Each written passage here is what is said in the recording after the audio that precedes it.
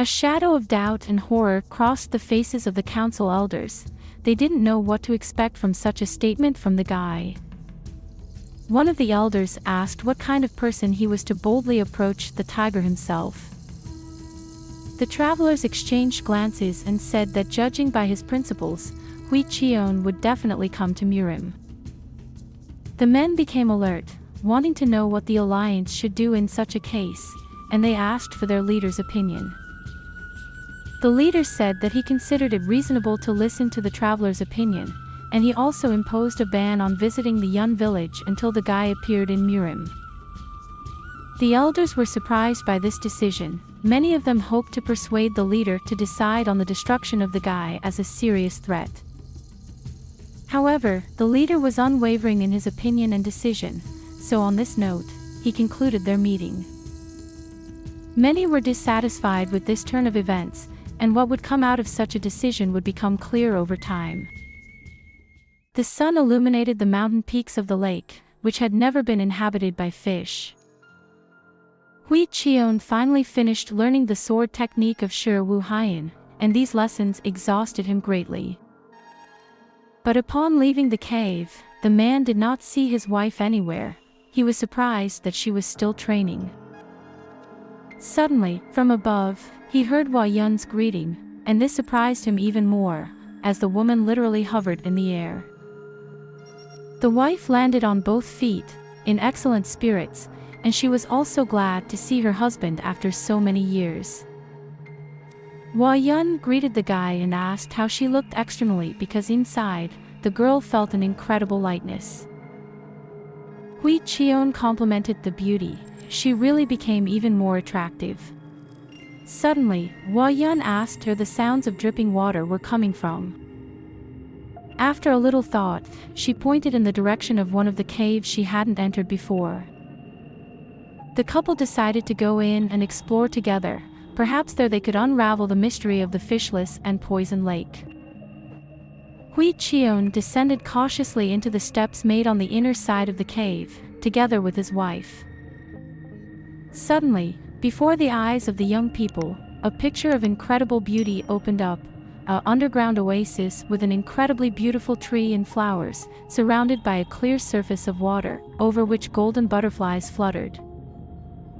Yeon was impressed by the flower garden in such a place. She had always considered caves a magical place, and now her confidence in their mystical origin increased almost twofold. The girl whispered that this place resembled a paradise of martial arts. Perhaps it was. Yeon leaned down to the flowers to enjoy their wonderful aroma. She had never encountered such a sweet scent anywhere. But her husband became wary. Something strange was in this picture of a perfect garden, and the guy felt trouble. The air was cut by the huge pink tongue of an unknown creature. Yeon was thrown away from the flowers, and the husband jumped to help the girl, but he didn't make it in time. A sticky something wound around the guy's waist, and drops of either water or saliva dripped from the surface of the muscles. In a moment, this something dragged the man into the water. Yeon watched in shock as only the limbs of her husband remained on the water's surface. The girl began to call for Hwi Chon, looking at the blue water, but there was no answer. After some time, a huge frog emerged from the water and said, "Croak," staring at the man. Yeon froze in amazement. She didn't know that monsters resembling huge frogs existed. The girl realized that the creature was not just looking at her. It was moving towards the shore and slowly emerging from the water, stepping with its powerful legs on the grass. The frog fully came out on the shore and croaked again. It was not small, it was truly enormous. Suddenly, its powerful sticky tongue shot out towards the girl. Yeon watched in fear as it happened. In the last moment, the girl managed to jump higher so that the disgusting tongue didn't grab her as it did with her husband. However, drops of the monster's saliva hit the girl's clothes, and holes began to appear in the places where it touched. Yeon realized where the poison in that beautiful lake came from. If her dress had holes, it was no wonder that fish couldn't survive there. The frog's saliva was filled with poison. The monster stopped in front of its prey, and it carefully looked at the girl. Yeon took a defensive stance, ready to defend herself at any moment. The frog again attempted to grab the person with its tongue, spilling its poison on the ground. Yeon jumped high and landed behind the monster. The frog's body was dotted with black spots oozing with poison. For a moment, the frog lost sight of its prey, but by spinning in place, it felt the presence of the person. Suddenly, the monster jumped high, and the girl crouched down, noticing a strange movement in the creature's stomach. The girl took a closer look, and the stretched skin of the frog clearly repeated the shape of a human hand. It was terrifying and incredible. Yeon realized that her husband was alive. He was dragged directly into the monster's stomach, and now he was trying to find a way out. Suddenly, the frog's face changed, as if the monster was in unbearable pain. The creature collapsed on the ground, splashing poisonous saliva around itself. Hwi Chon managed to defeat the monster from the inside, tearing apart its insides and skin. Now the man stood in frog remains in the middle of the beautiful clearing. The man went into the lake to wash himself and told his wife about studying poisons. That's why they had no power over him. He also told the girl about the most potent antidote, which was a secret for many. Washing off the monster's remnants, Hwi Chon noticed that they did the right thing by visiting this place. Now, with nothing in the water that poisoned it, it would become suitable for consumption, and the lake would serve the Yeon settlement well. Yeon listened in amazement to her husband's plan. She always thought of him as a smart person, but what he was saying was incredible. The man wanted to apply his knowledge and the cave's capabilities to cultivate various herbs, creating miraculous pills. Yeon listened with admiration and immersed herself in what the hero was saying. His plan was truly miraculous and, importantly, realistic. The man concluded his speech by spreading his arms, pointing to the magical oasis, saying that this place would be perfect for realizing his idea. The girl became curious about how the man came up with such clear ideas that would truly benefit the village and its residents. Hwi Chon confessed that all his training was built on a single desire, to strengthen and improve their settlement so that no one could harm the young people. The girl stared at her husband in amazement, pleased to realize that the arranged marriage brought her such a deep-thinking and visionary person.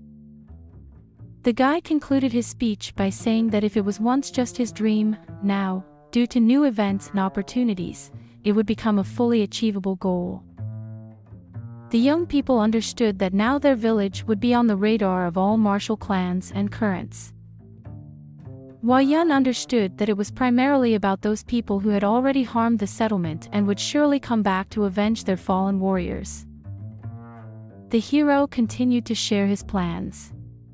Initially, he wanted to teach the village residents martial arts, especially sword techniques, so that everyone could defend themselves against villains disturbing the peace of the townspeople. Hwi Chon sought the support of his wife. He wanted the girl to be involved and actively help him implement his plan. Meanwhile, in the Four Emperors clan, a bloody struggle for power continued. The first prince sat in one of the chambers intended for receiving courtiers. The man wanted to know what was happening beyond the castle walls. He asked his trusted aide about the part of the castle ruled by his brother, the second prince.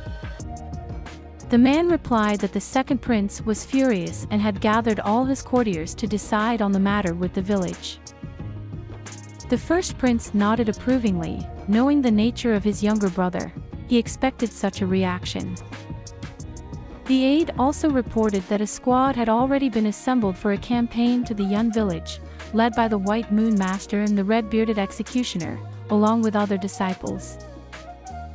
Master Siwei Ol Gun had unparalleled talent in martial arts, and he still had 4 strong disciples. No clan could withstand the pressure of such a company. these people possessed incredible power.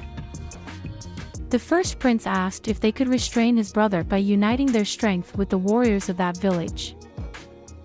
However, the advisor continued his report, touching on the third prince, which surprised the older brother.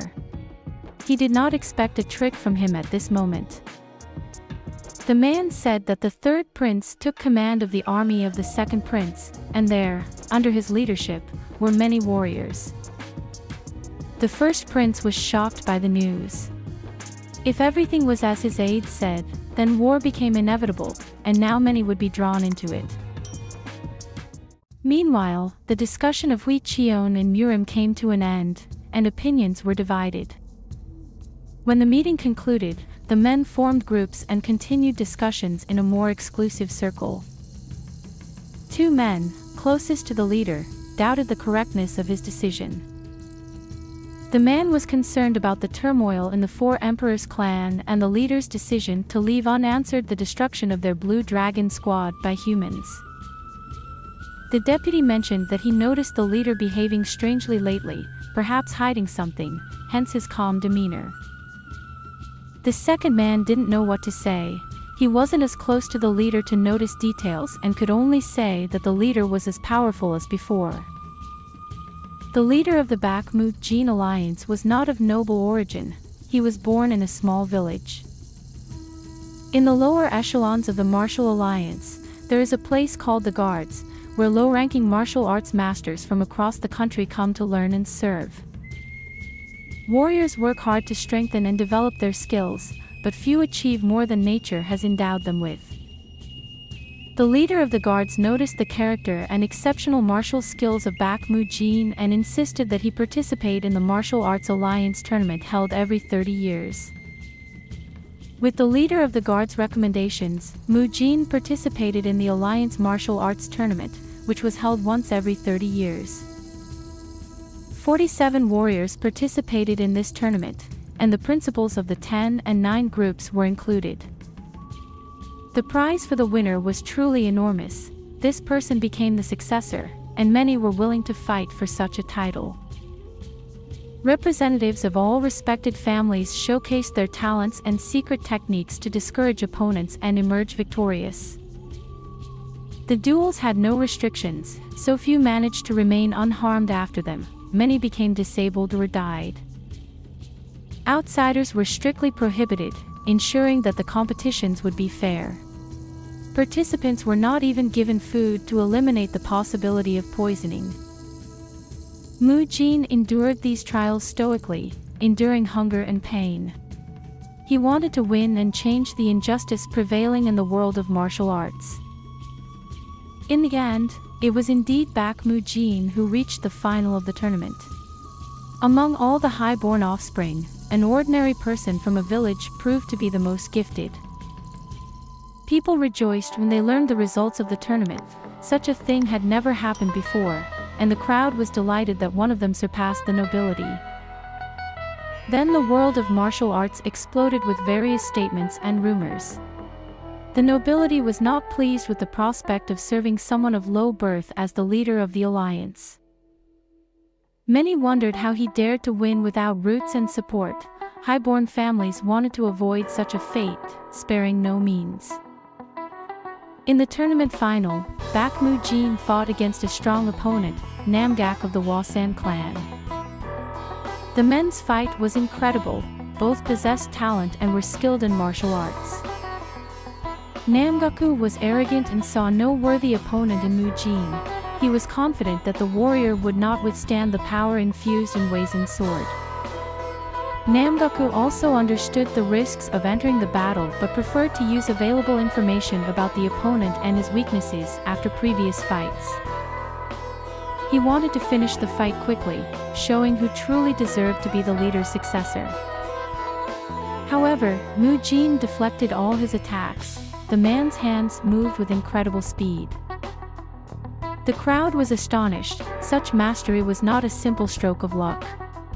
The man was genuinely skilled at what he did. Even Namgaku was astonished. He did not expect an ordinary villager to block all his strikes from the beginning of the fight. The leader of the guards was asked if he had taught this man swordsmanship since his actions were professional. To such questions, the guard replied that this was their job, to train warriors capable of protecting those around them. The nobility was indignant, teaching the rootless was a waste of time for them. Namgaku accelerated his attacks, hoping that the opponent would not be able to fend them off or put up a defense, considering the speed of his movements.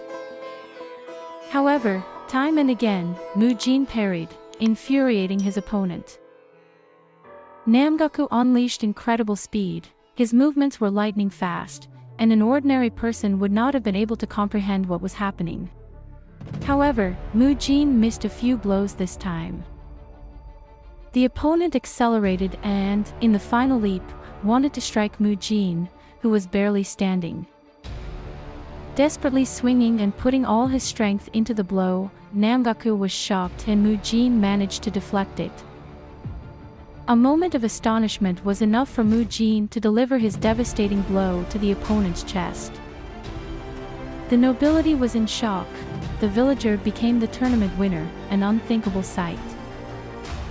The guards were no less surprised, their leader even lost his speech for a while. He knew his student possessed a unique talent but did not imagine that he would become the next leader of the alliance. Mujin was exhausted from the battle and the tournament. He did not feel immense joy from the victory, but he knew that much would change now. The common people and the guards rejoiced. Such an event did not go unnoticed by anyone. Years and decades passed since Bak Mujin became the leader of the Muram Alliance. However, injustices still occurred here and there throughout the country. Pouring himself tea, the old man looked at the magical view from his window. Suddenly, there was a knock on his door, and they reported the arrival of a person the leader was eagerly anticipating. Mujin asked to bring the young man to him and offered him a seat. A serious conversation awaited them. The leader began asking questions from a distance. He had to make sure that the young man was truly from the village of Yeon. When he reached his main question, the leader's aura was oppressive. He wanted to know if the man was aware of someone named Yeon Hwi Chon. Meanwhile, the hero skillfully constructed another pile of stones brought from the caves. One after another, the stack of stones rose around the perimeter of the lake, looking quite peculiar. Hwa Yeon completed her part of the task and informed her husband so that he could plan the next assignment. He praised the girl and said that these towers would indeed help adjust the energy of the lake. When the couple looked at the work they had done, they noticed how spatial vortexes had already formed, slowing the flow of time. All they had to do now was to cast the spell of the celestial mirage, infusing it with all their strength. Energy swirled around Hwi Chon's hands, and space began to change, transforming into what the man wanted to show. Hwa Yeon looked around and concluded that the path to the village had truly disappeared. The illusion's work was impressive. Her husband confirmed her words. The technique they had learned was indeed incredible. Few in the country could create mirages of such level. The young man sighed, thinking that in this way, they could at least temporarily protect the village from invaders. Hwa Yeon inquired about how they would deal with the enemies waiting outside. Hwi Chon decided that he could handle anyone bothering them outside the village walls. Even the numerous warriors of the Four Emperors clan were not frightening. The energy transformation technique was a temporary measure. On the day it was disrupted, these people would perish. The girl was worried. She did not want her husband to be harmed in any way. Hwi Chon hurried to reassure his wife. He had acquired a secret weapon during his training and wanted to share it with Hwa Yeon. The pouch he showed likely did not contain a sword. The man explained that carrying a sword was too noticeable, given its bulkiness. Instead, he had a metal bead that could easily fit in a pocket. After resting, the couple went to the village to recruit people to learn swordsmanship. To reach their destination, all they had to do now was to open a portal, which was very convenient for covert movements. In the Murim alliance, Mu Jin held a conversation with his visitor, who personally knew Hwi Chon. The young man recounted that, as an orphan, he was taken into the Yeon village chief's house, and they took good care of him all the time, not treating him differently from their own child, who became his brother. Mu Jin wanted to understand the exact level of combat mastery the young man possessed and asked a direct question. The interlocutor replied that last summer, they had a friendly match, and the hero's level of skill was the same as his. This surprised the leader. Mu Jin hastily bid farewell to the young man, who bowed to him and went to the exit, still not understanding why the alliance leader had summoned him. On the street, the young man encountered one of the leader's guards. The man stared at the youth strangely, prompting him to inquire about the matter. The guard said the man should not tell anyone about what was discussed at the meeting, and even about the meeting itself. The consequences for breaking this rule would be significant. The young man looked at the giant with apprehension. His imposing appearance promised serious trouble. Therefore, Hwi Chon's adopted brother agreed to the condition and went to his quarters. Observing the youth with his gaze, the man knocked and entered the alliance leader's room, where he was already awaited. Mu Jin asked how he could be useful to the leader, assuring him that he was ready to follow any of his orders. Mu Jin tapped a simple melody with his fingers on the table and said that everything turned out just as he had expected. Yeon was not a naturally powerful warrior from birth. He gained strength from the disappeared Gon Sura. This meant that Hwi Chon could be exactly what they needed to achieve their goals. The leader suggested sending spies to him for now, but very carefully, so as not to disturb the young man. Nong Wonik received an order from his leader and immediately set out to execute it. This man was the leader of a secret Murim squad that reported only to the alliance leader. Meanwhile, people were arriving at the lake, where there had never been fish before. It was a miraculous place.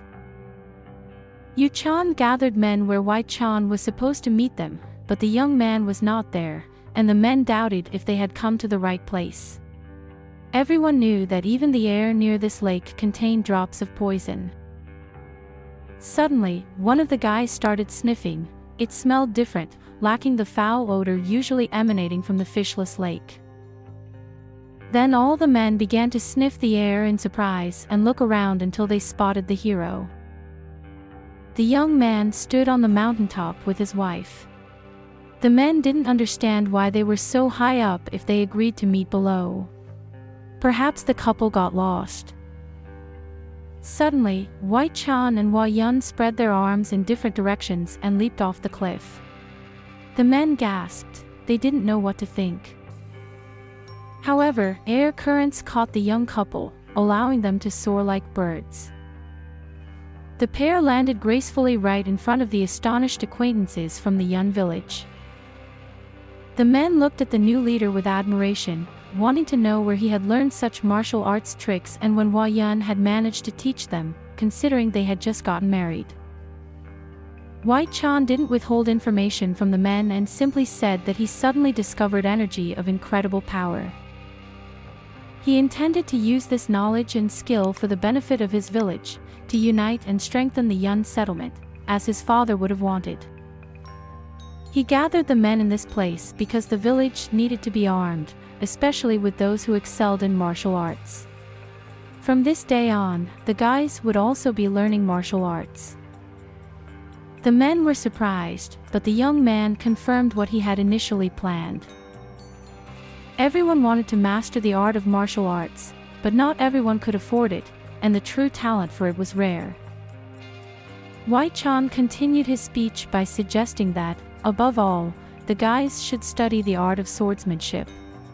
It wouldn't be easy, as none of them had previously held a weapon.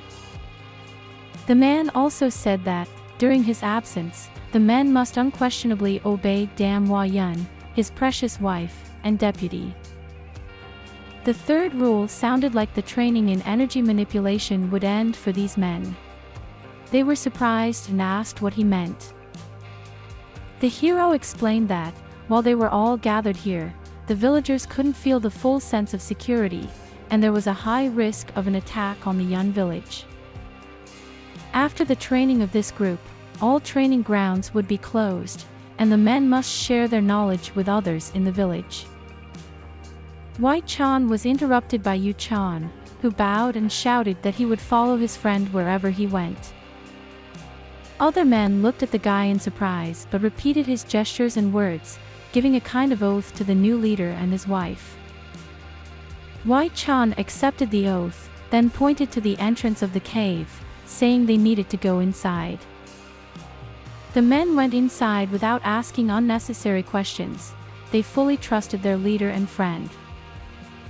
Hwa Yeon looked worriedly at her husband, thinking that there were questions that needed clarification. The hero smiled and reassured his wife that there was no cause for concern. In the future, he would entrust the protection of the village to this group. Saying this, the man followed his men. He was confident that all his actions now were right and necessary. Hwi Chon knew for sure that the upcoming battle would not be easy, and it was necessary to prepare the guys to the maximum. The only thing the hero was certain of was that they would definitely win, fighting for their lives and the lives of their loved ones. Meanwhile, travelers from Urim roamed again between the peaks of the mountain range, an old man in a hat and a young man. The young man was restless and kept asking the master how much was left to the final point of the journey. The old man in the hat cleared his throat. He knew the way to the Yeon village precisely. However, it seemed to have vanished or was hidden from prying eyes. The guy smiled strangely and asked what the teacher meant by the disappearance of the village. Perhaps the travelers simply chose the wrong path. Such things often happen. The man got angry with his careless disciple and struck him with a stick. During the time they spent on the journey, the young man had tired the old man considerably. Afterward, he clarified that, regardless of how well they looked and searched, the Yeon village was currently under the invisibility charm. Suddenly, a loud voice echoed from above. Startled, the travelers jumped in place and looked in the direction of the speaker. A tall, blond man stood on a massive boulder, looking at his old acquaintances. He explained that they were now seeing a well-formed phantom illusion. Examining the speaker, both travelers fell to the ground in a low bow. They recognized the man who shed light on the sudden disappearance of the huge settlement. The commander of the Alliance patrols ordered them to stand up. He had had enough of the simple greetings from the travelers. He didn't like such servility. The old man in the hat asked how Commander Chen Ji ended up here, so far from the Alliance walls. The blond man replied that he was sent to warn the travelers of potential danger. The men exchanged glances. They didn't expect to hear anything like this. Even last time, the old man in the hat spoke with Hwi Chon and was sure that the guy, while hot in decision-making, was rational. The commander said that he was told that the Alliance leader urgently sent a squad of silk assassins to the travelers. It was a secret organization of strong warriors, exclusively managed by the head of the Urim Alliance. The travelers were surprised. They had heard a lot about this organization and knew what its members were capable of. The commander said that the leader expected the Yeon village to soon become a battlefield, where much blood would be shed, and it was worth being prepared. The third prince's squad also wandered through the forest in search of the elusive Yeon village, but neither Myung Bai nor his subordinates could locate the settlement. One day, scouts stumbled upon a peculiar traveler, and the men assumed he wasn't a local, deciding to ask for directions. The stranger was friendly and explained in detail to them which stone to reach to find the entrance to the desired village. The scouts thanked the traveler, now having at least some information to provide to their commander. The traveler, ignoring the strangers, continued on his way, simply turning his back and walking away. One of the warriors found this stranger quite odd. He was dressed in a strange cloak, and the man wore a rain hat on his head, despite the delightful weather for several days. He asked his companion if he found their conversation with the man and the man himself strange, but his comrade did not sense any danger from the man. They decided to split up. One scout intended to follow the route indicated by the traveler. The other hurried to the third prince with a report on the potential enemy camp's movements. The actions of these strangers did not go unnoticed by the man in the hat. Everything he told them was not just casual. The third prince settled on a rock, his horse nearby, and the man was furious. The scouts couldn't find the Yeon village. It was as if the settlement had vanished from the face of the earth, but such a thing was impossible. Suddenly, the subordinates fell to their knees, apologizing for the delay in exploring the forest. But the prince wasn't interested in the reasons, he wanted to know the result. One soldier said that the village they needed was just 5,000 steps up this slope. The commander jumped to his feet, stating that they were wasting time talking about everything, and it was time to hurry. But since he was still angry, he needed to vent, and who suited the role of a punching bag better than these incompetent men? The man beat both of them for making him wait too long. The warriors lay on the ground, groaning and nursing their bruised areas. The prince mounted his horse, saying that it was a small punishment for their slowness, and from now on, the men should be more alert. He arrived at the soldiers' resting place, put on his frightening mask, and ordered the squad to follow him. Hundreds of warriors quickly gathered and followed their lord. They were loyal to him to the end. Watching all this from above was Red Knight, one of the four emperor's best warriors. The man hurried to report back to his teacher. That was the purpose for which he was sent ahead to gather intelligence. The master sat surrounded by other disciples, and Red Knight hastened to get straight to the point. He reported that this little scoundrel, the third prince, led his people further. Perhaps his scouts were not useless after all. One of the disciples asked if they should also set out in that case since they were heading to the same place as Mo Yunbai. The teacher prohibited his people from taking any action, believing that the best strategy would be to wait. Black Knight then asked what to do with the young prince. They had no order to guard him, and he might suffer. Indu said that he wasn't going to save those who rushed into battle without thinking. After the junior prince's army caused chaos in the village, they would come and finish everything at their discretion.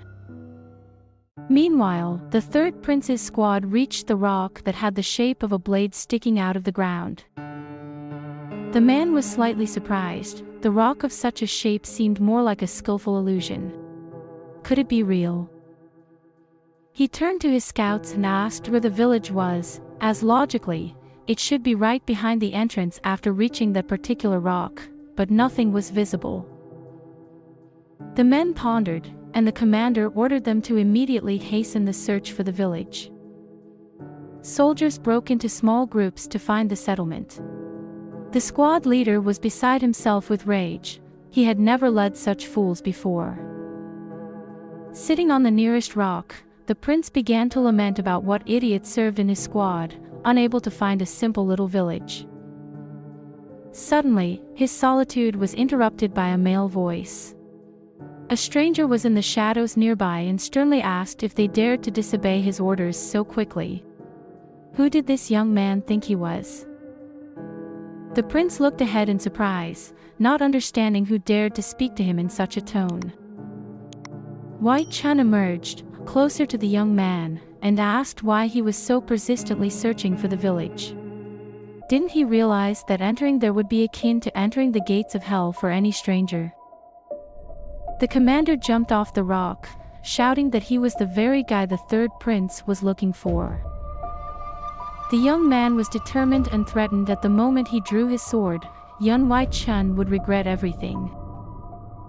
However, the man's leg prevented him from fulfilling the promise, and the sword remained in its sheath.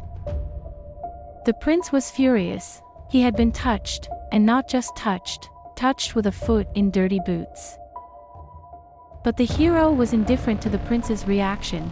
He simply kicked the prince with all his might, and he flew down with a yell.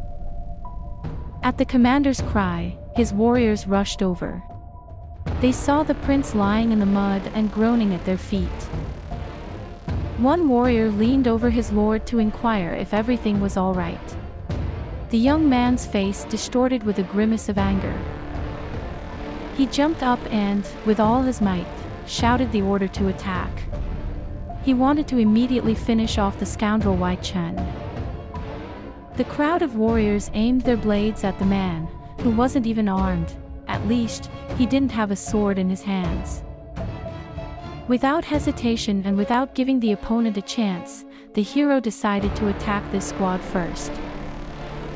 He used the technique of the demonic fist to beat the soldiers of the third prince thoroughly. The chief among the soldiers was giving orders to the others. Men were preparing to use their secret techniques and magic. The warriors surrounded Hwi Chon in a circle, like a strange spiral in several rows, and prepared their swords for the attack. After stomping a bit in place, the hero carefully surveyed the squad, grinned, and jumped up. Soldiers watched in amazement as the guy hovered in the air. Many of them started saying that the enemy was scared and fleeing the battlefield. But this jump was needed by the hero for an attack. He gathered his energy to strike the rock. The blow was powerful. The rock began to wobble, and from the point of impact, crumbs fell. Soldiers stared upward in astonishment, watching the powerful hilt of a sword, which had recently been a rock, falling straight onto them. Many warriors were pinned down by the stone. Cries and moans could be heard from everywhere. Hwi Chon pushed the remaining part of the rock to crush his enemies. He activated all his chi in his palm and directed it at the stone slab, wanting only one thing: for all the scoundrels who came to sow chaos in his village to perish. The task was not an easy one, but the well-being of his village was at stake, and Hwi Chon was ready to do anything to protect his loved ones from invasion. The stone sword crashed down on the remaining part of the squad with a roar, but someone from the soldiers managed to escape the young man's attack. Amidst all this action, a trio of travelers from Urim, two of whom were openly puzzled by what was happening, observed from behind one of the boulders nearby. The old man in the hat and the youth marveled at the strength possessed by Hwi Chon, attempting to single-handedly defeat so many opponents, and, most importantly, succeeding. The white-haired man pondered how and where such a young man could learn one of the techniques kept in the strictest secrecy. The old man in the hat also deciphered the technique used by the hero in the battle with the third prince's squad. Hwi Chon mixed several complex formulas into one, creating an effect of incredible strength. The men approved of the place where the young man decided to confront his guests. It provided many advantages over the enemy and allowed him to inflict damage to the maximum number of warriors at once. The old man understood that for such a technique, it was not enough to have knowledge in martial arts. One also needed to be a good strategist and able to calculate tactics. Hwi Chon was exactly that, but his age misled those around him. Nevertheless, for such knowledge and decisions, the young man was quite adept. Soldiers from the squad stared fearfully at the hero, pointing at him, calling the boy nothing less than a demon from hell, and were eager to flee the battlefield as quickly as possible. The third prince did not expect his squad to be so cowardly in the face of the enemy. The man was angry. His soldiers were afraid of one man, not even the prince himself. The man ordered everyone to return to the battlefield and attack the enemy, otherwise, he would personally decapitate the fleeing cowards. However, his threats were not as terrifying as Hwi Chon, who appeared behind the commander. The enraged prince yelled at the hero, not understanding how this villager dared not to bow before the greatness of the third prince. Hwi Chon concentrated energy in his hands and said that strength and power do not save a person's life, The young man pointed his palm towards the prince and continued his speech, saying that before coming here, he had to think twice, but now it's too late to waver. The hero looked closely at his opponent and lifted a massive sword-shaped rock from the ground with one hand. The strength of the young man was impressive. The prince and his entourage froze in fear. They could not believe that everything would end so senselessly. The youngest of the travelers began to speculate on Hwi Chon's actions. The young man managed to defeat 100 warriors and the third heir by himself. He compared the hero's strength to that of the Shaolin monks. The traveler was confident that possessing such power alone, Hwi Chon would leave a mark in the history of martial arts. The white-haired man pondered whether he could survive today if the situation was such that the young man didn't welcome uninvited guests. Suddenly, the men saw a strange aura of power in the distance, causing goosebumps to run over their skin. The ominous tendrils shimmered in bright red, genuinely intimidating. Meanwhile, Hwi Chon strolled forward unhurriedly, seemingly having almost depleted his inner reserves. The travelers carefully observed what was happening in the clearing, and the youngest among them wondered why Hwi Chon needed a horse. Perhaps he decided to escape, sensing the ominous aura. The hero directed his hands towards the horse, employing the technique of life force absorption. The horse sensed something amiss and wanted to flee, but the young man held her with his power. She gave all her energy to the man and fell to the ground, lifeless. The trio of travelers today witnessed the hero's power from a new perspective, and they were amazed at what they saw. The hero knew he was being watched and waited for the travelers to stop hiding and come out into the clearing. Turning towards the men, he ordered them to come out of hiding and explain themselves. However, it was Indu who responded to his call, noticing that the hero's skills were far from those of people born and raised in the village. Although this didn't bother the man himself, as he came to avenge his students, whom Hwi Chon had annihilated. For more disciples of Master In joined the hero on the clearing, surrounding him. All of them had good potential and had faced opponents in battles before. Red Knight, Black Knight, Blue Moon, and White Moon, all of them were different from those the young man had fought earlier, and indeed, they were formidable warriors. Hwi Chon thought that the longer he delayed, the worse it would be for him. There were only 5 opponents, and while they were strong, there were no invincible men among them.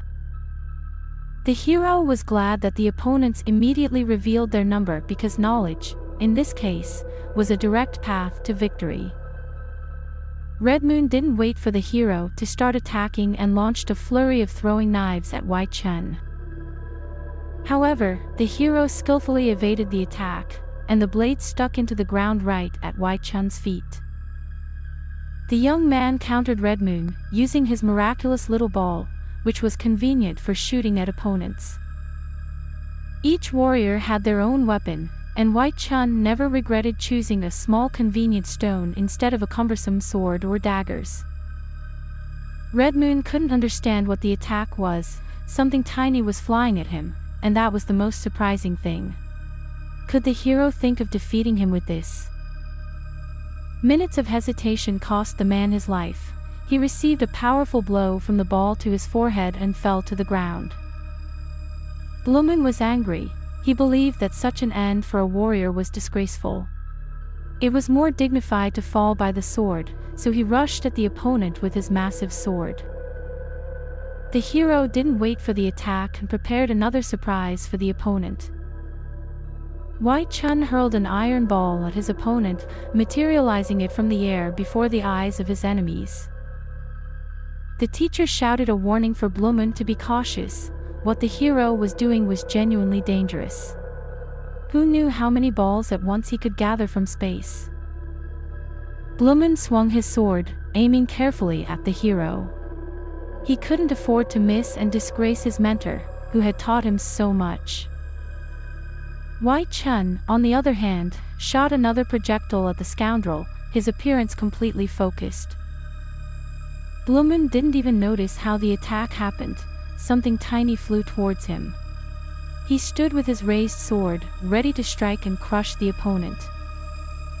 His comrades tensed, watching the confrontation between their friend and the stranger they had to defeat today. The Murim spies, who observed the situation, widened their eyes once again. Two of Indu's students had been defeated by Hwi Chon's iron balls without the young man even touching them. The head of Murim's reconnaissance remarked that he knew the technique the young man was using, surprising his companions. The Ijisword technique was the pinnacle of mastery, where a warrior could control multiple swords with their energy without touching any of them. Hwi Chon, however, replaced only one component in the formula, the type of weapon.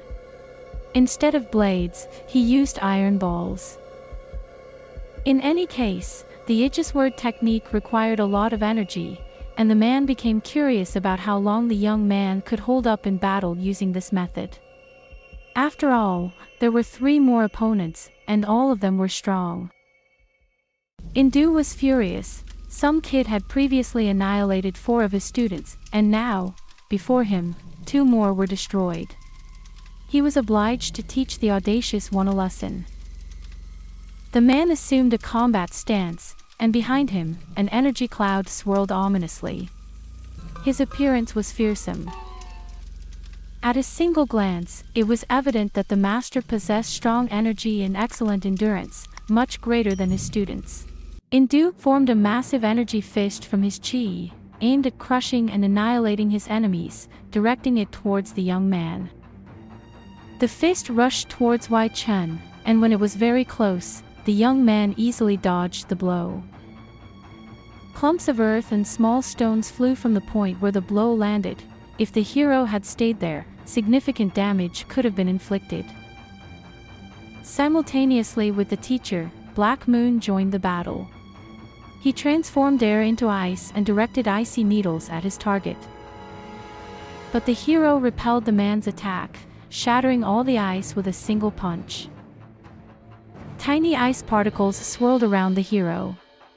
Despite neutralizing the main threat, something still unsettled Hwi Chon. Small fragments settling on his body began to burn the young man with icy cold. He looked in astonishment at his hand, already covered with these ice shards. Black Moon unpleasantly chuckled. He enjoyed the fact that the opponent was surprised and careless. But this was just the beginning of what the man intended to subject the hero to. Suddenly, icy sharp spikes began to shoot up from the ground towards Hwi Chon, threatening to pierce anything in their path. Remembering his previous experience, the young man decided not to destroy the stalagmites and jumped up, avoiding the strike. At the same time, Hwi Moon activated. The man launched his huge iron ball on a chain towards the opponent. But Hwi Chon easily dodged this attack, much to the surprise of his enemies. Indu was furious and spat in anger. The 3 of them attacked the young man, but he had yet to suffer any significant damage and was able to retaliate. Black Moon took careful aim and launched one icy arrow after another at the hero.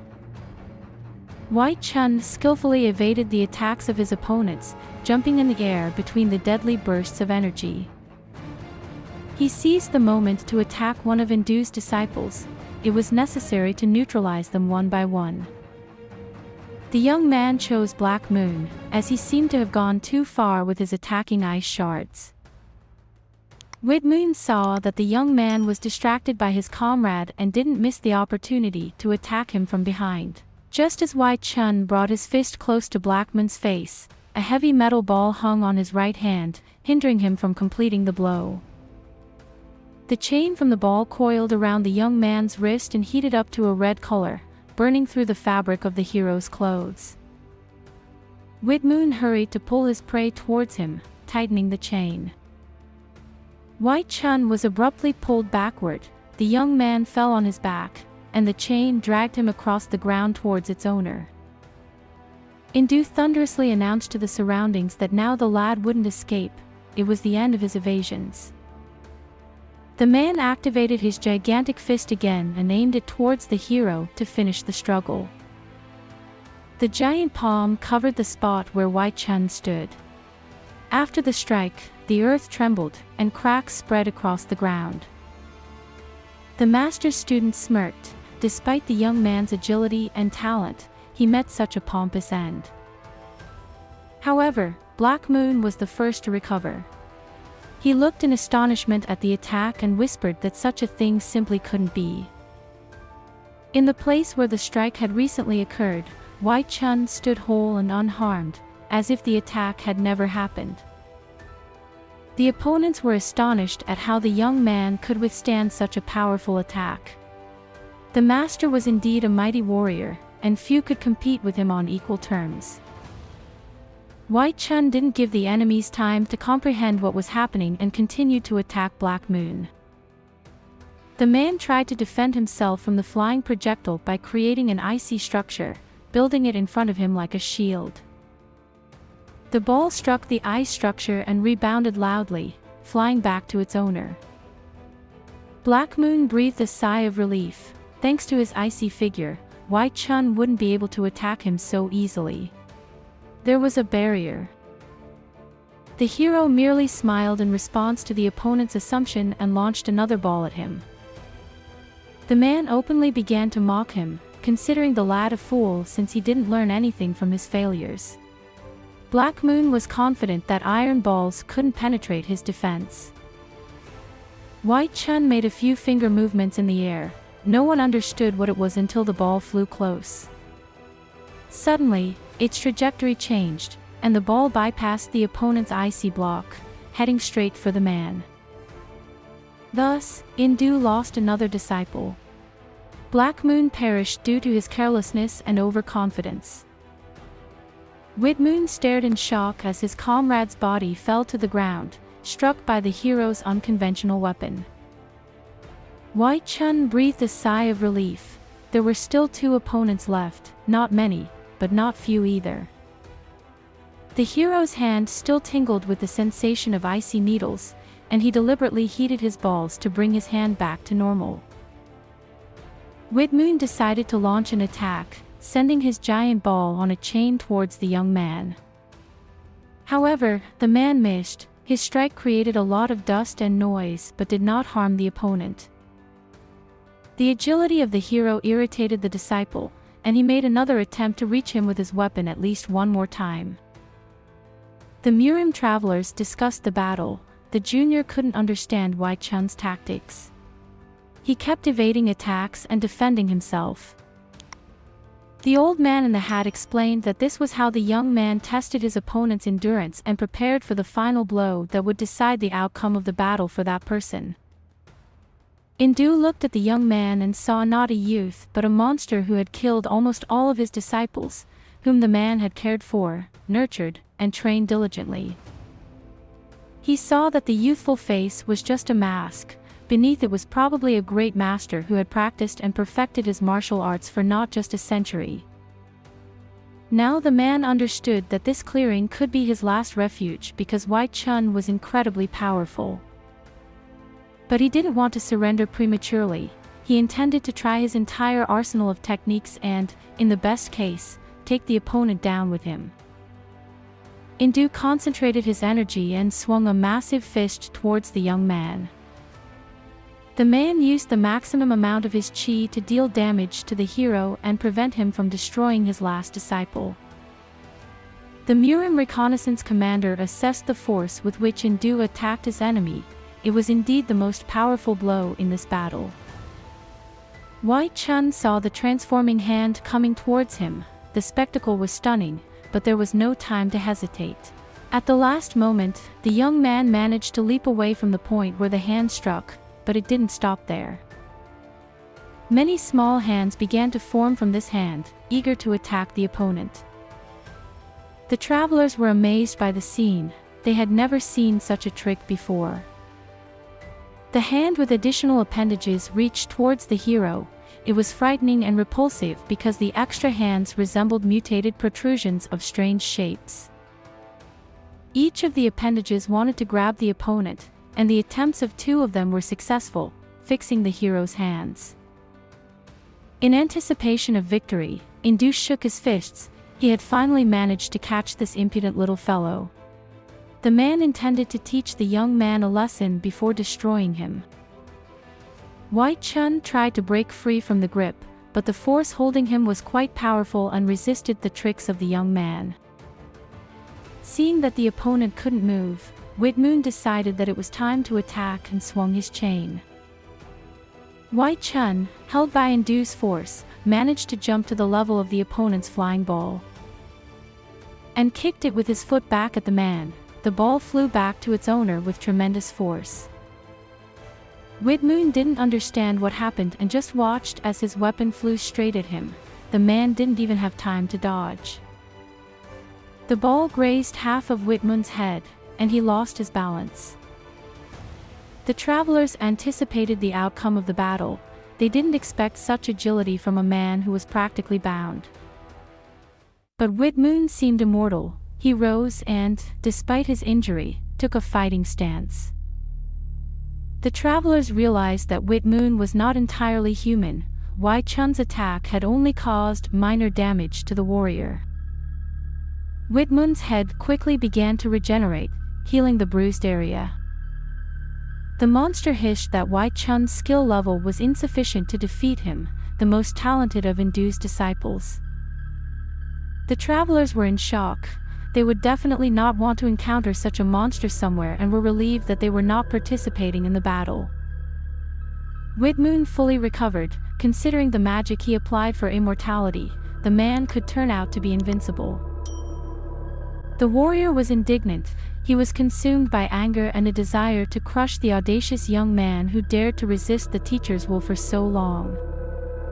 The tentacles of Indu's hand tightly held the limbs of the hero, hindering him from moving freely, complicating his defense.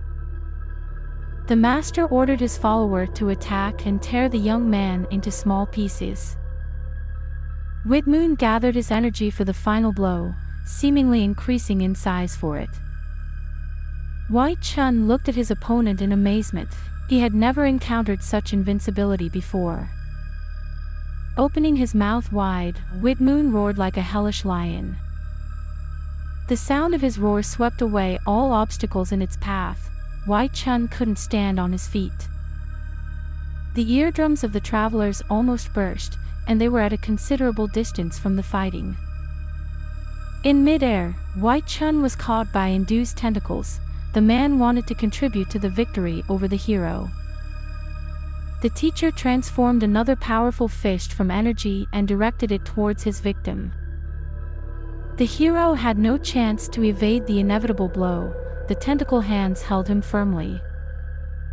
Hwi Chon felt the full force of the blow. If before, he perceived that fist like a ghost, facing it head-on made him fully sense its reality. The young man had an invisible shield, but receiving such blows, he understood that he wouldn't last long. The travelers waited to see how the battle would end. Defeating such experts individually seemed impossible. The younger of the travelers asked if he could help Hwi Chon, and both elders looked towards the young man. The elder asked if they had a reason to take the hero's side in this battle and assist him. The boy said no, but these people were criminals. They harmed the Blue Dragon squad. However, the old man tapped the boy's head and ordered him not to get distracted but to watch the fighters' movements. Indu was about to finish everything right now. He repeated his signature strike, hoping it would break the hero's defense. The man cursed his opponent and attacked, putting all his strength into the blow. Hwi Chon understood that he might not endure this blow, but the young man had no opportunity to respond or evade. Suddenly, the air was filled with flickering flashes of someone's magic. Someone else appeared in the clearing. These flashes cut through the energy hand that was rushing towards the hero at an uncontrollable speed. Simultaneously, they freed Hwi Chon from the tendrils that had tightly held him all this time.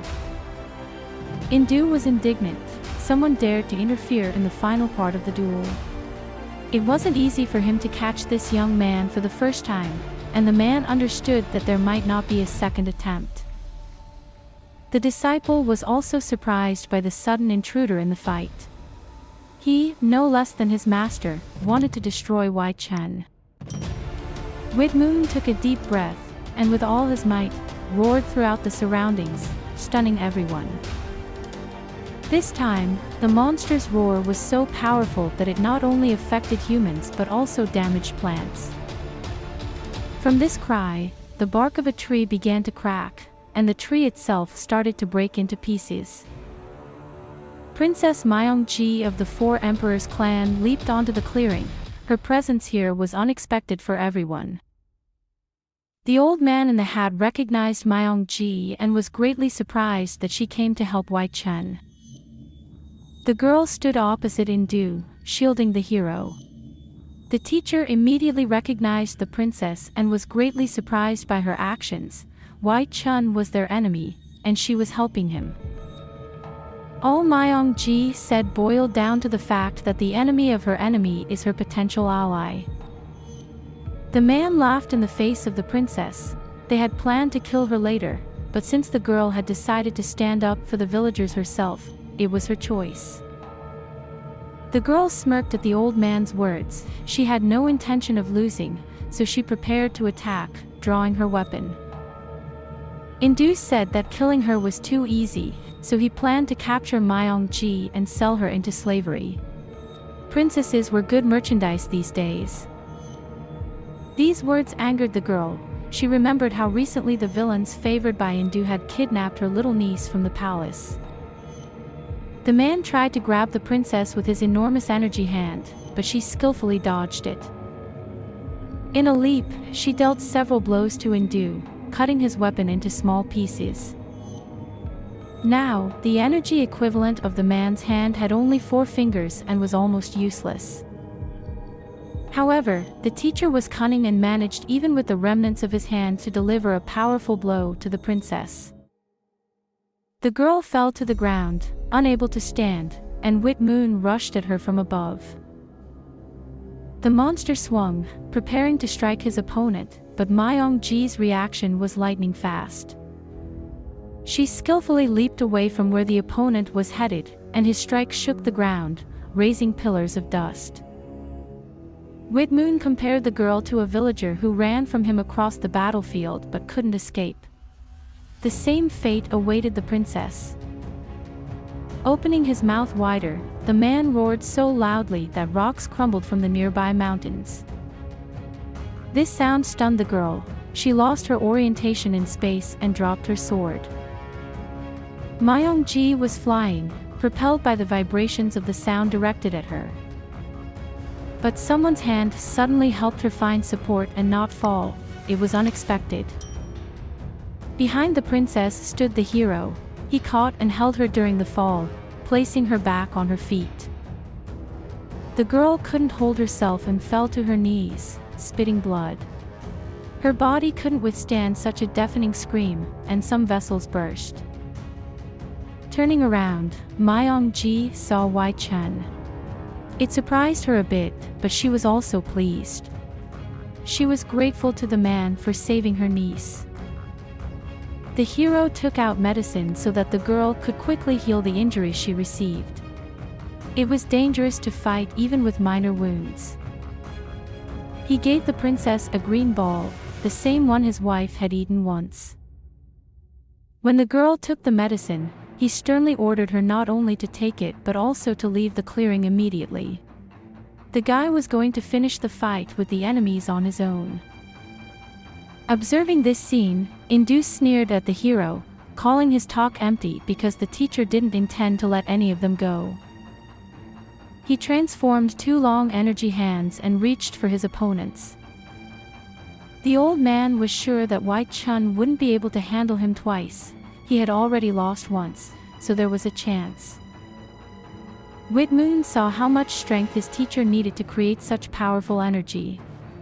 It wouldn't last long, so he needed to attack quickly. The monster gathered his strength, his cheeks filled with air, and streams of energy swirled around him. He had a menacing appearance. Suddenly, the sounds of battle were disrupted by a furious roar, several times more powerful than before. Whitmoon put much more chi into this trick. But his roar didn't become an obstacle for the attack that Hwi Chon was about to make. The iron ball flew straight at the target. The monster was engrossed in his attack and relied too much on the power of the sound waves of the roar. Therefore, his fate was predetermined. Indu had no more disciples. The master was astonished as he watched his last disciple lose the battle. He couldn't believe that this man was so powerful that he dealt with all of them. The onlookers, watching the course of the battle, were surprised that the hero could use the hand that Black Moon's ice had paralyzed. They were curious whether it had recovered so quickly or if there was some secret. The princess observed with astonishment as one of the 6 strongest warriors of her elder brother was defeated. She looked at her palm and thought that perhaps all this was thanks to the miraculous pill. Meanwhile, Indu was torn apart by rage and resentment. The man couldn't accept defeat and the destruction of his followers. Hwi Chon didn't hesitate. He simply decided that it was time to send the teacher where his disciples were now and swung to deliver the final blow. The hero launched the iron ball, putting all his agility into the strike, and the ball flew towards its target, sweeping away obstacles in its path. However, the old man wasn't ready to give up so easily. He activated his trick with long hands and directed them towards the opponent. The iron ball easily passed through the energy streams of the hands, leaving holy traces behind. The man saw this and expended all his energy to weave a shield in front of him, hoping it would protect him from the attack or at least weaken it. But all his attempts were in vain. Hwi Chon's weapon pierced through any barriers, and the ball aimed to reach its target. Focusing the maximum chi into his last palm, Master Du managed to stop the swift movement of the ball. The metallic ball fell in front of the man, and he could finally breathe a sigh of relief. Emitting rage, the old man declared that no one could deal with him using such village methods as the hero had come up with.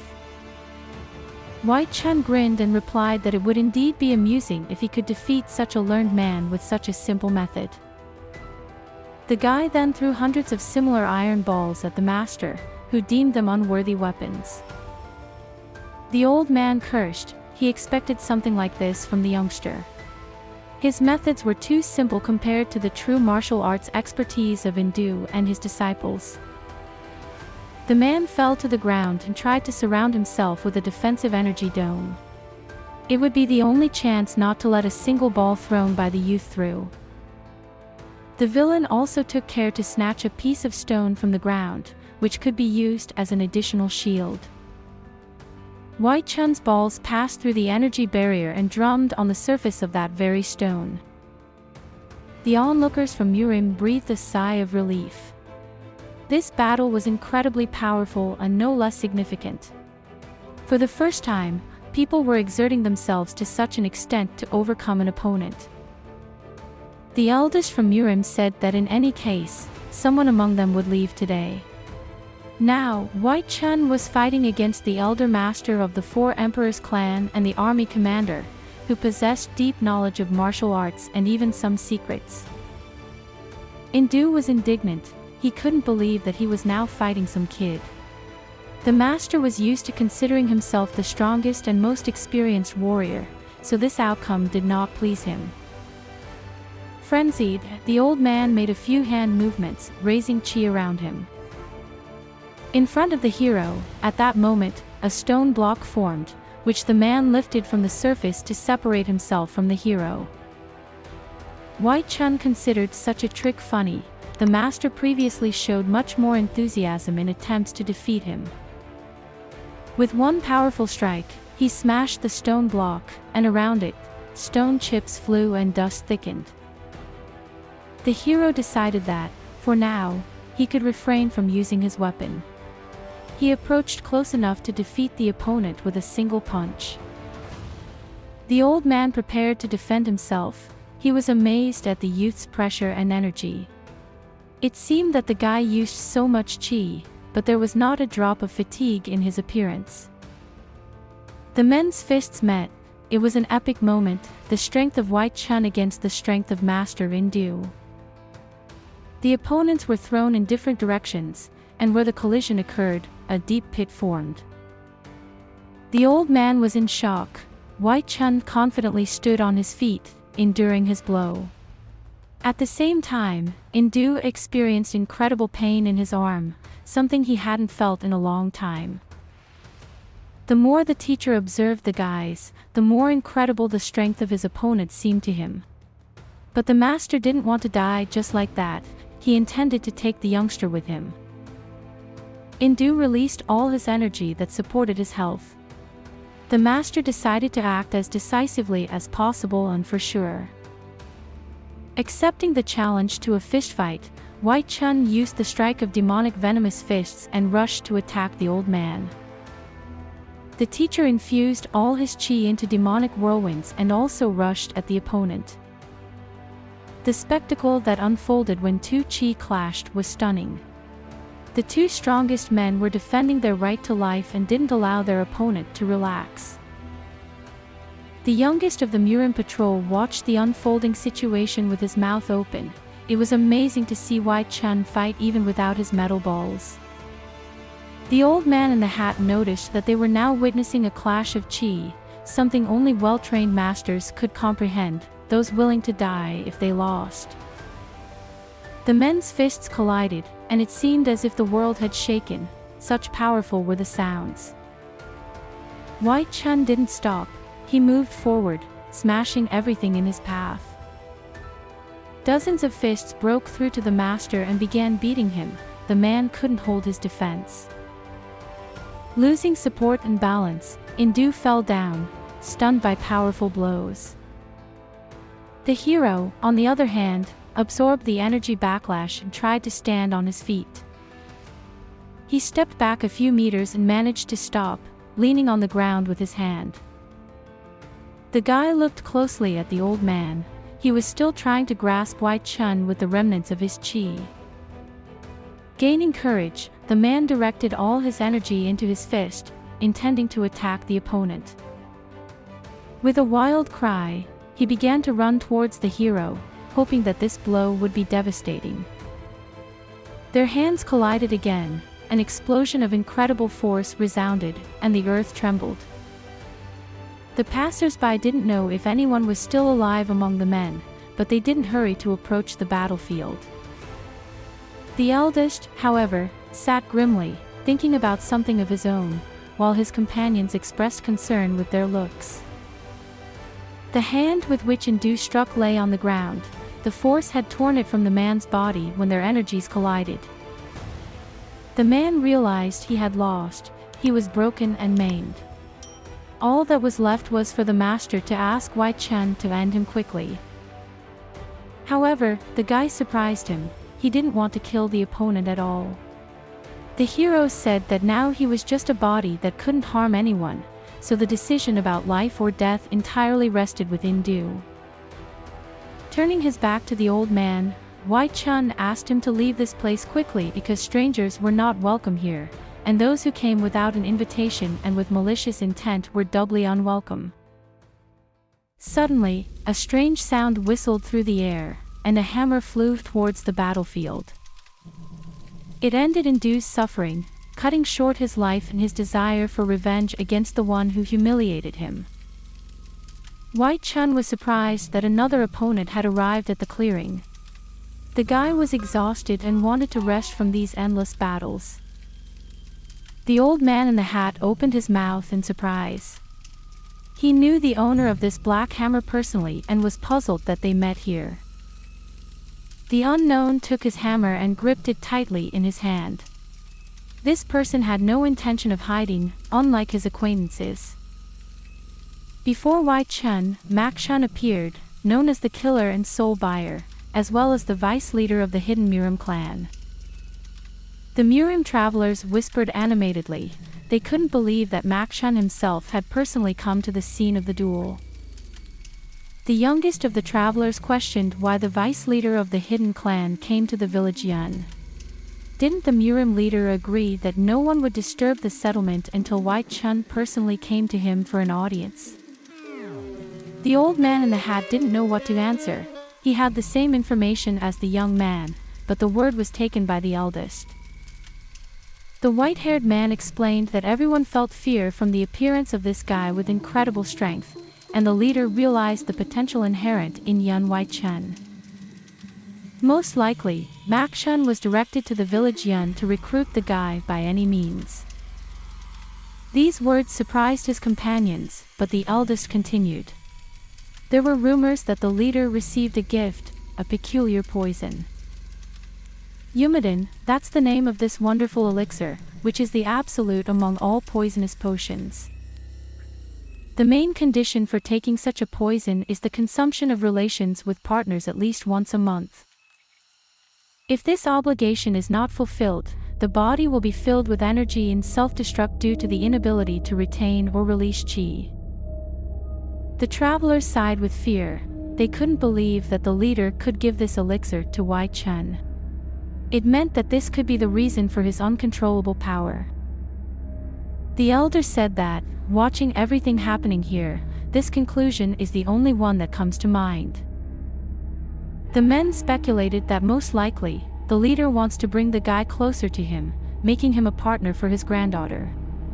Then he can control the guy's actions. Everyone thought about what their leader really was. Could he really do such sorcery? The main building of Murim majestically towered over the rest in the settlement. The leader received one of his people and began to inquire about the information received regarding the village of Yeon and the Four Emperors clan.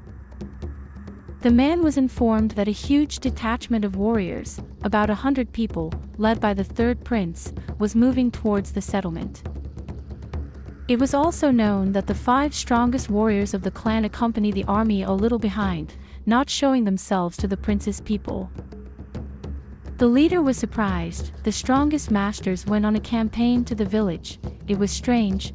Could it be that Indu himself decided to avenge his disciples? Considering that Hwi Chon is not a master, where does he get such unimaginable strength? This raised questions. There are also suspicions that they are trying to pressure him, showing strength. Myeong Gak is capable of this. The leader wondered if this boy could withstand so many people, and even 5 exceptional martial arts masters. The man replied that most likely Hwi Chon will receive many different injuries. However, he is confident in the boy's victory. The leader was surprised, as it was about Sewalgan, the oldest master of the Four Emperors clan. Facing him face to face was always dangerous. The interlocutor replied that Hwi Chon must win to realize their plans. The leader smirked. Indeed, they do not need extra losses in this duel. Based on the intelligence information, it can be concluded that the guy has mastered the martial arts of demonic poisons. And this is one of the strongest and most complex techniques in the history of martial arts. Possessing such power, he will be able to unite the alliance into a single whole. The interlocutor confirmed the leader's thoughts. Moreover, they will be able to immediately implement the reforms that were previously revoked by the adherents of the 9 great clans and the 10 great martial arts masters. The more the leader thought about new possibilities, the more attractive it seemed to him to attract Hwi Chon to his side. He asked his interlocutor how he managed to obtain the most valuable elixir of the demonic cult. It turned out to be simpler than simple. A classmate of the interlocutor helped to get it. The leader asked again, does this person mean Admiral Wang Dan? He always considered people like the Admiral to be sellouts and ready for anything for their own well-being and power. The leader was concerned about the fact that the elixir was obtained in such a way, and even in a demonic cult, but the interlocutor convinced him that all this was for the sake of achieving their goal. With this poison, they will be able to not only unify the alliance but also deal with the Four Emperors clan and the demonic cult itself. The leader affirmed General Nam's correctness. Now, the most important thing was to secure Yeon Hwi Chon on their side. Suddenly, the men's conversation was interrupted by some noise at the door, followed by a displeased female voice. The doors to the leader's office were blown off their hinges. Standing at the threshold was a charming girl, the leader's granddaughter, who had kicked the doors open with her foot. The girl entered the room, where the men sat, her face showing displeasure. The granddaughter was upset that her grandfather had excluded her from the operation to tame Hwi Chon. She wanted to personally oversee the process. Baek Jin was the fiancé of Myung-go, and she simply wanted the alliance to support her aspirations to help. The leader laughed, watching Jin's anger, and asked her to hold back her statements. The grandfather thought that his granddaughter's speech was motivated by the fact that Myung-go had been injured by the Four Emperors clan, but he is alright now. The girl interrupted the old man. She didn't care the slightest about her fiancé's condition. What interested Jin was meeting Hwi Chon. She was thrilled by the strength of this man, who alone had destroyed the vile Dam clan and the best warriors of the Four Emperors clan.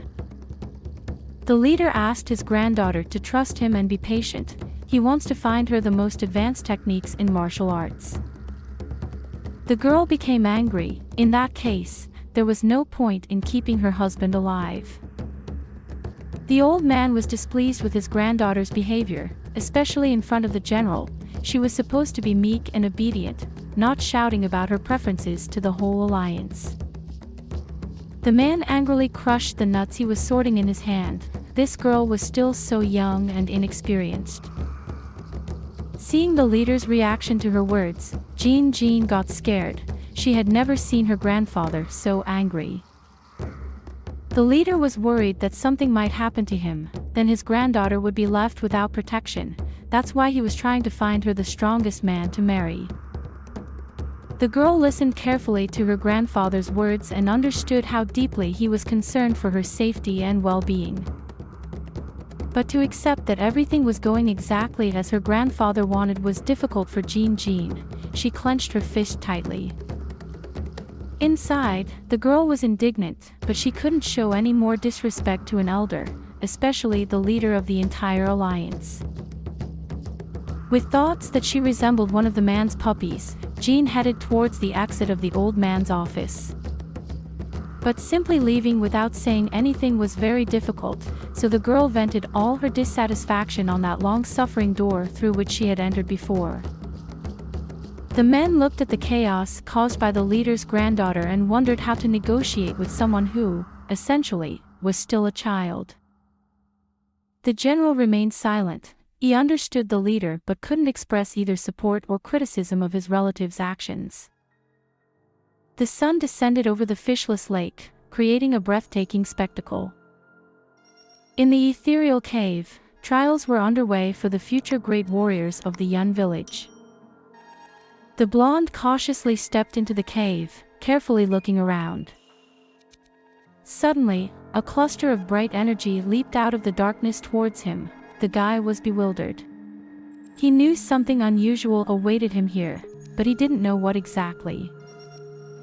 Approaching the guy, the energy cluster transformed into a warrior who crossed his sword with the guy's blade. The blonde slashed the air in front of him in surprise. He didn't understand who this man was and why he was attacking him so suddenly. Another stranger was also approaching him from behind. The guy looked scared and thought that this was the second attacker. He repelled the attack. It wasn't easy, but the young man dealt excellently with both opponents. Just as he thought about it, two more adversaries materialized out of thin air. The guy took a fighting stance and decided that this was the basis of his training. After all, information is best memorized through practice, and he had already read all the necessary theory. So, it was time to practice his strikes. The blonde skillfully dodged the enemy's attacks, and with each attempt, he improved. It pleased the guy. At some point, he even began to feel stronger and more confident, and the sword became a natural extension of his hand. At some point, when the opponents were defeated, the blonde saw how his trusty sword shattered into particles. It was unexpected. However, ahead, the guy noticed a portal where his friends were standing. Perhaps it was the way out. The blonde headed towards the portal, and he was right. Near the cave, his friends stood, the same guys whom Hwi Chon invited to learn martial arts. The blonde was the youngest among them, and the guys were proud that he coped with training no worse than the older ones. On a rock near the cave, the guys noticed Hwa Yun. They were surprised because, according to their sensations, a lot of time had passed. Could it be that the girl had been sitting motionless since they entered? Hwa Yun finished her meditation and descended to the guys to congratulate them on completing their training. She told them that she discovered an interesting ability thanks to the knowledge she gained. Now, the girl could train her skills through a meditative state, diving into it deeply enough. This amazed the guys. She praised each one of them. They completed the 60-year training. Hwi Chon would be pleased with this news. The guys laughed.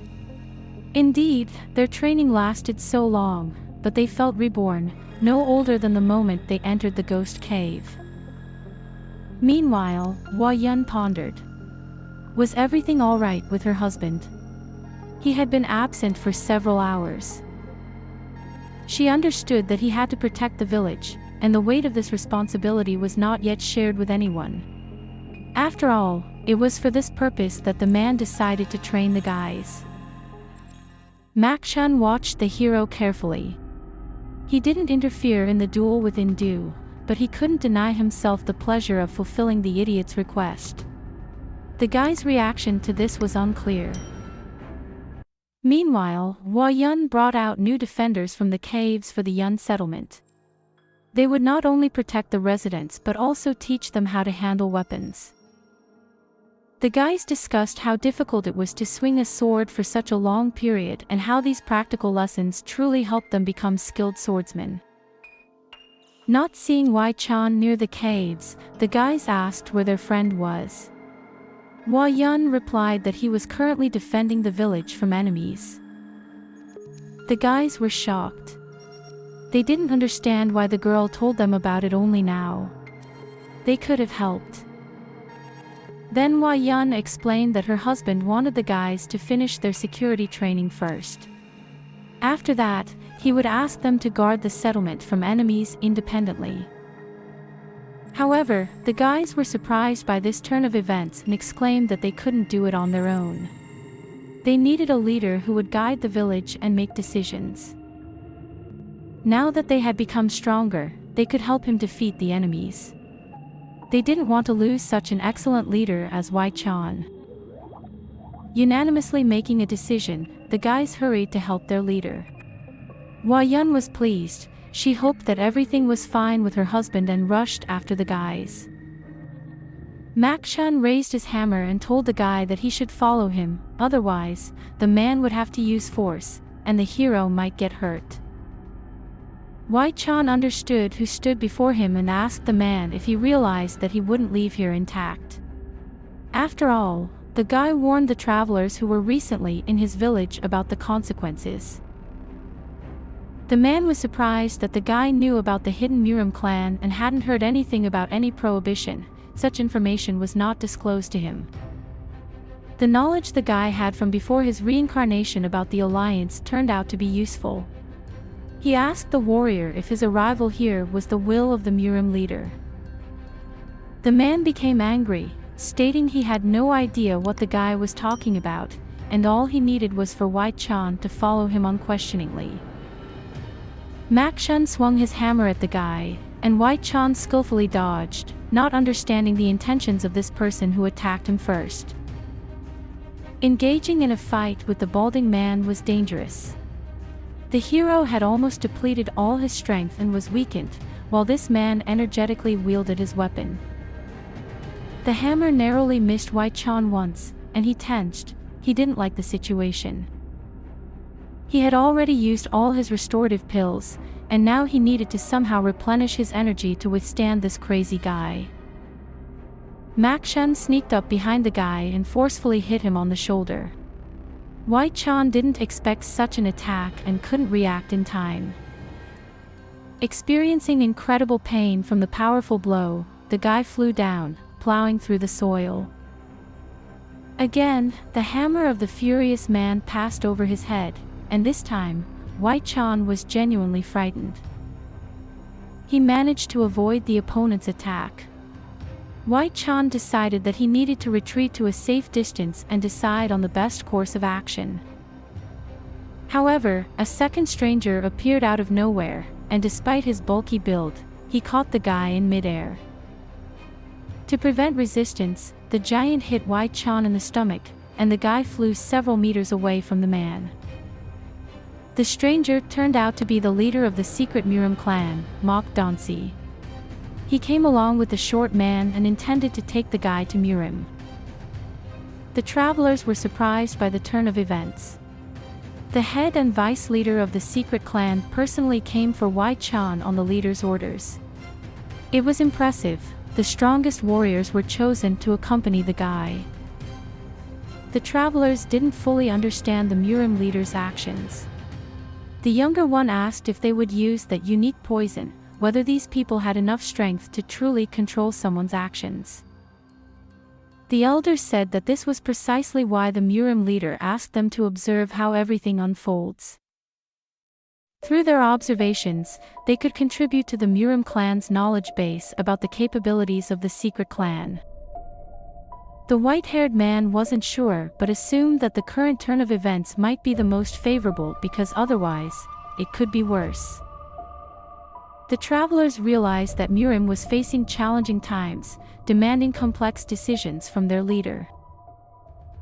Hwi Chon felt exhausted. He stood still for a moment, resting one hand on the ground, and pondered. After a long battle with other opponents, he had almost no strength left. Hwi Chon needed time to recover his chi, but if the enemy's attacks continued with the same intensity, he might get hurt. In his mind, he thought that the forest nearby would be a good place to take a breather. He just needed to get there somehow. His opponent stood in front of him and, as if reading his thoughts, he raised his hammer threateningly and said that Hwi Chon would not run away from this clearing. Mak Shun's assistant appeared behind the hero. The man mockingly said that the guy was surrounded, and when Hwi Chon looked back, there were 3 more warriors behind him. Mak Shun shouted at the hero for falling into their trap and swung his hammer. At the same instant, the chains operated by the old grandfather's assistants flew toward the boy. Hwi Chon avoided collision with them at the last moment. All his remaining strength he put into the final jump. Murim warriors were surprised, but they were not going to give up. They had plenty of energy to continue this fight and fulfill the order. In the air, the hero's body was caught in a trap. Even though the chains were able to immobilize the strong enemy, the warriors were not wary.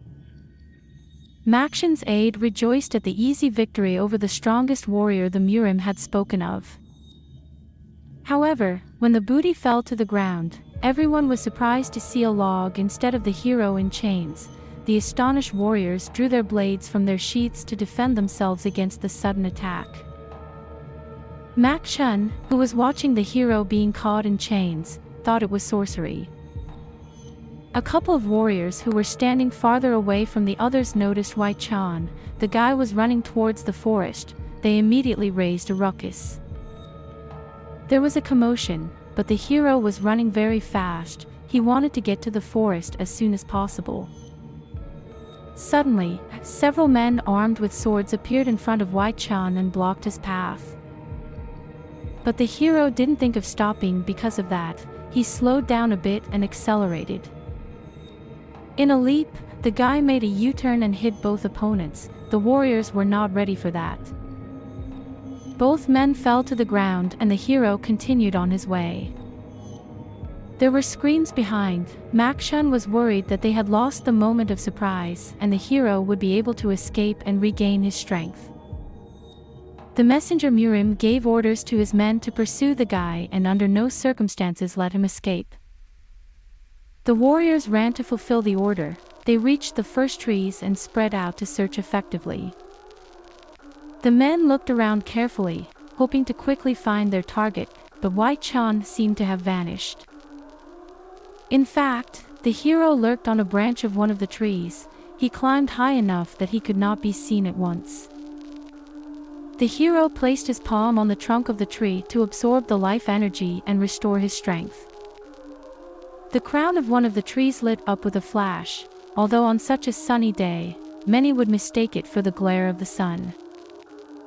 Hwi Chon used a technique to absorb life energy.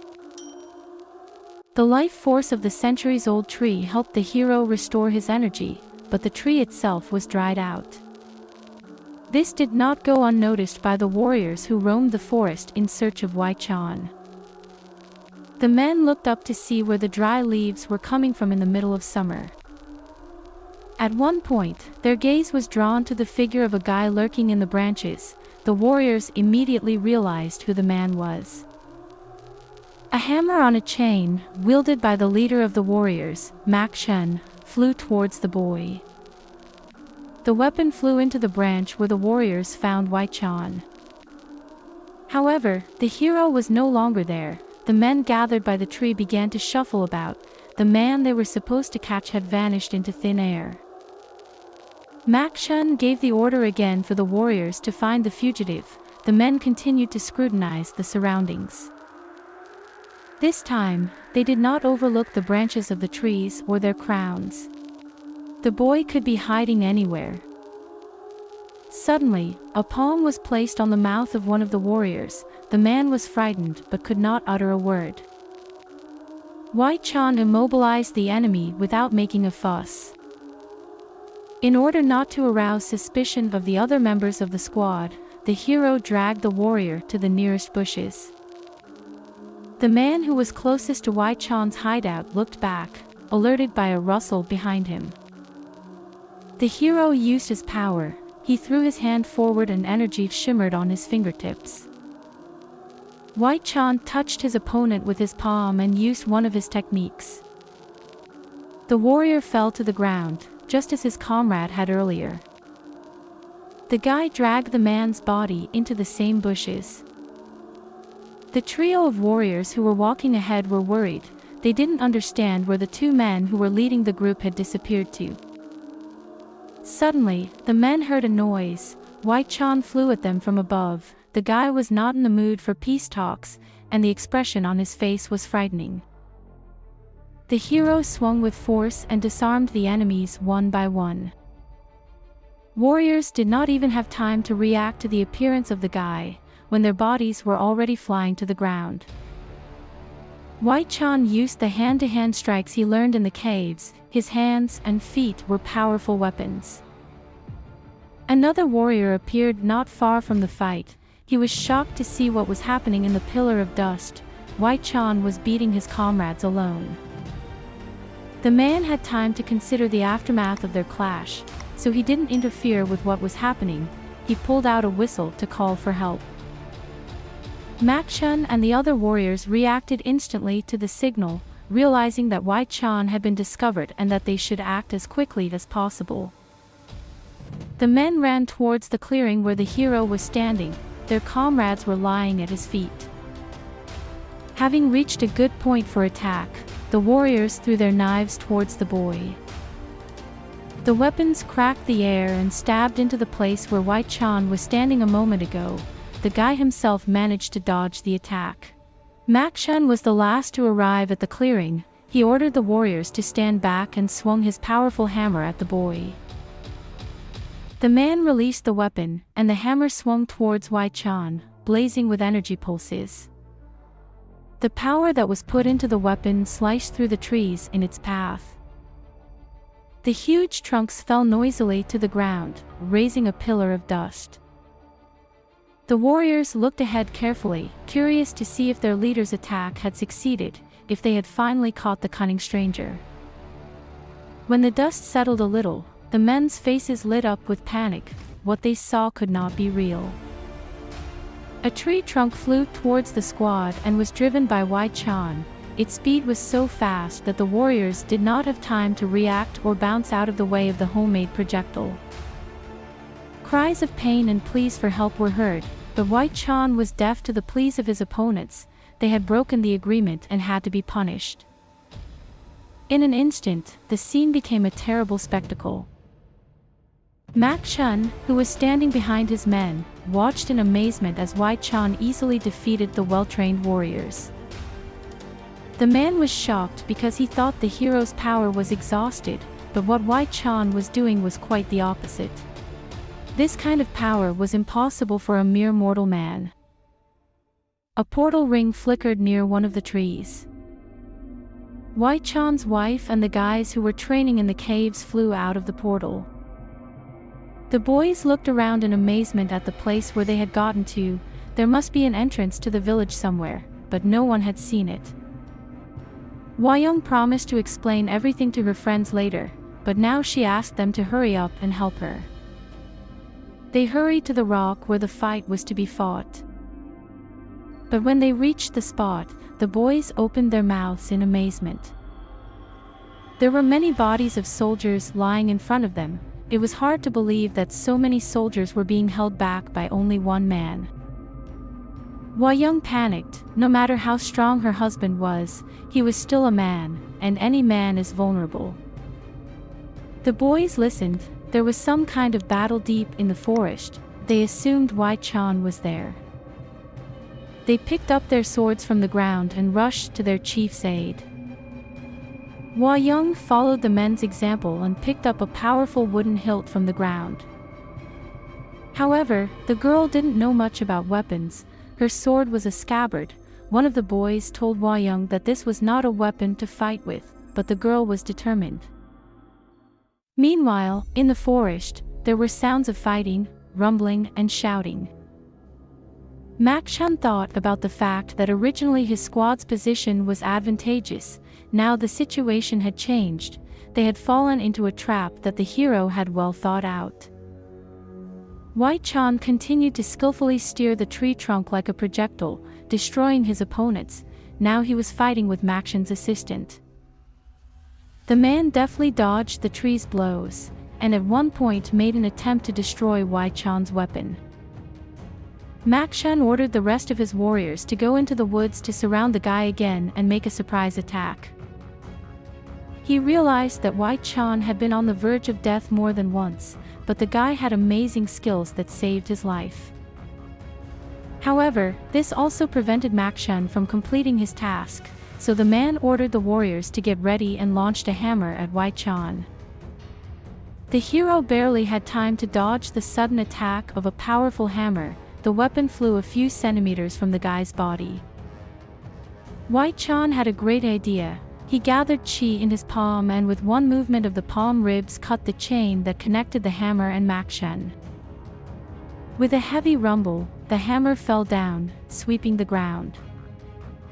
Mak Chun exhaled noisily. This was definitely something he didn't expect when he launched his favorite weapon at his opponent. Meanwhile, Hwi Chon bent down to pick up the man's hammer. He began to unwind the hammer by the rest of the chain. The hero thought that this weapon could be quite useful in his case. Mak Chun's assistant became furious, swearing. He lunged at the guy who was playing with his boss's only weapon. At the same time, Mak Chun watched what was happening with his mouth hanging open. It all seemed impossible to him.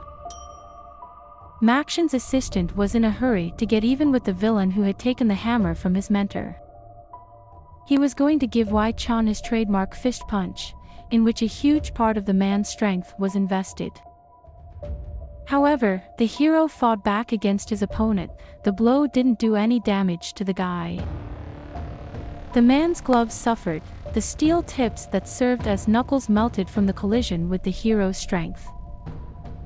The warrior looked at his hand in a daze. He couldn't believe his eyes. The steel was melting for no reason.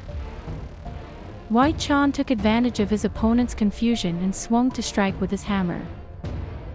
The warrior had time to put up a defense, but the force of the blow was powerful. the sound of the hammer hitting the man's gloves was deafening. Before falling to the ground, he flew several meters away from the hero. The warrior's clothes turned to shreds. Mak Shun was upset to see the defeat of his best student and the fact that the guy was so deft with his hammer. He rushed at Hwi Chon to take away the weapon. The boy was already ready to repel his grandfather's attack. He put all his strength into his defense and reached forward with the hammer. However, the hero failed to damage Mak Shun with his own weapon. The man stopped the hammer with his bare hands. Hwi Chon tensed. The grandfather grinned. He thought that the guy had no chance against him, even if Hwi Chon killed the whole squad. Meanwhile, on the other side of the clearing, the surviving part of the warriors were approaching. They wanted to attack the hero at the same time, and suddenly Hwi Chon felt his enemies approaching from behind, and the situation was heating up. The hero realized that his strength would not be enough to fight all the warriors. Suddenly, from the thicket of the forest heard a stomping. A group of people ran out into the clearing. The warriors were surprised. One of the strong men saw Hwi Chon and rushed to his aid. He shouted that it was time for him to practice what had taken 60 years of training, and the rest of the boys joined him. The helpers came up to Hwi Chon in time. The blonde lunged forward to deliver a crushing blow to the warriors who stood closer to the forest.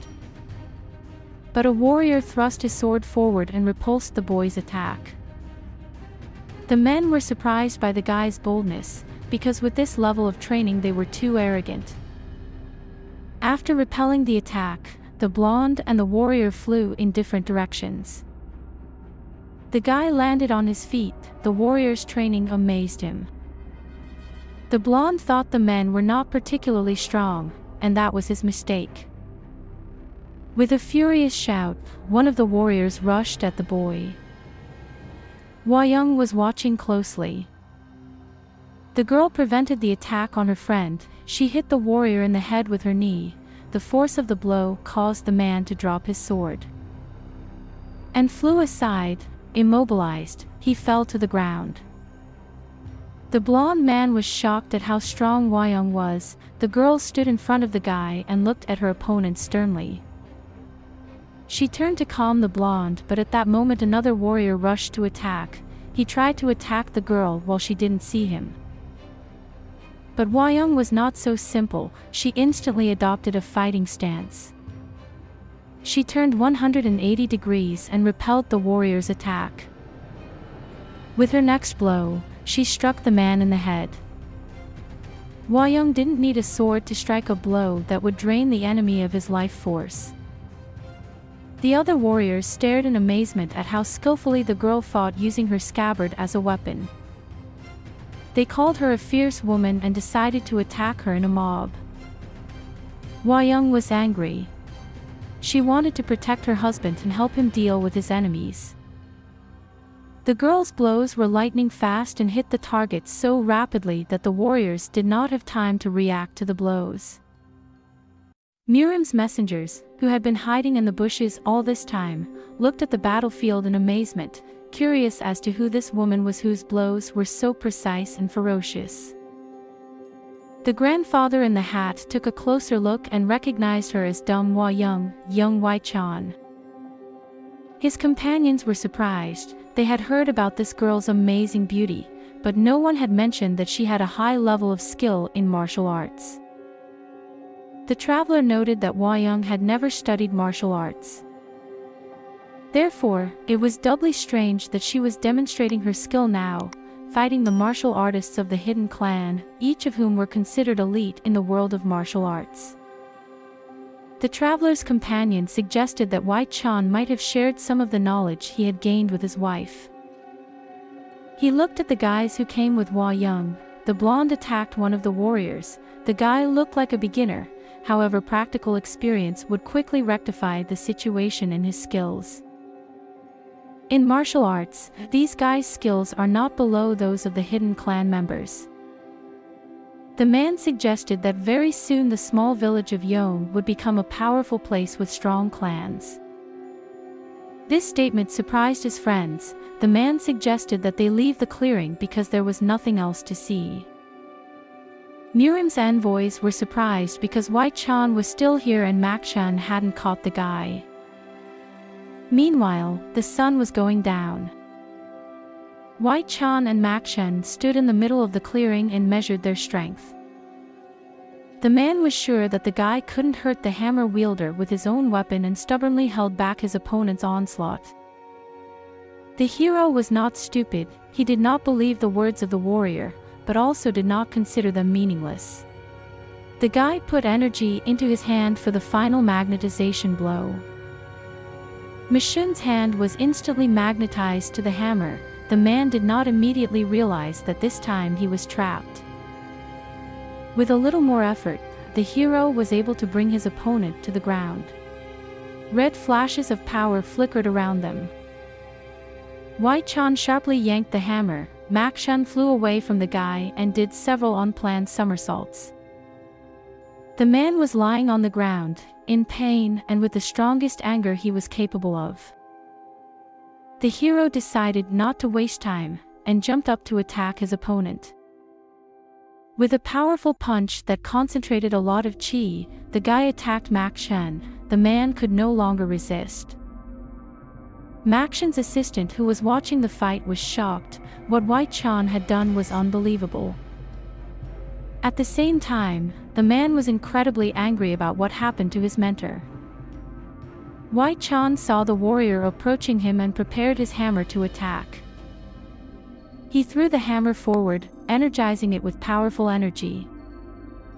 The weapon hit the target, and Mak-chun's aid was no longer a threat to the hero. The man fell to the ground near the mountain with a thud, and was crushed by his mentor's heavy hammer. He could no longer get up and continue the fight. After a while, rocks poured down from above. The hero's opponent was completely covered by them. Hwi Chon, on the other hand, calmly towered over his enemies. Here we are at the end of this arc. That was awesome. Thanks for your likes, subscriptions, and comments. It really motivates me to make new videos for you. As soon as the video gets 1,000 likes, I will start making a new one. Have a good day.